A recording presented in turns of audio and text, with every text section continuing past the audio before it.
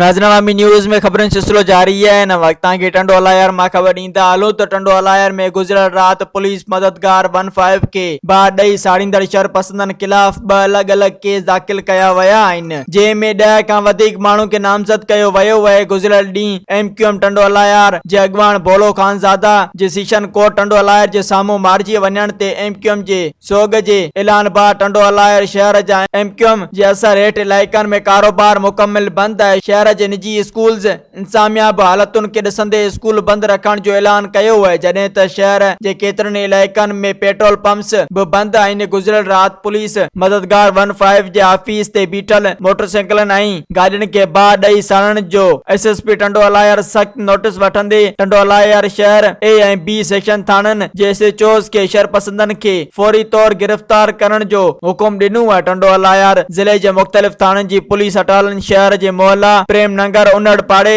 Station area में शरपसंदन जी गिरफ्तारी लाइ छापा हणी 3 खां वधीक माण्हू खे गिरफ्तार करे वरतो, जॾहिं त वधीक पुलिस जी कार्रवाई जारी है। मज़ीद खबरों और तफसीलात के लिए विजिट करें हमारी वेबसाइट www.awamiNewsHD.com।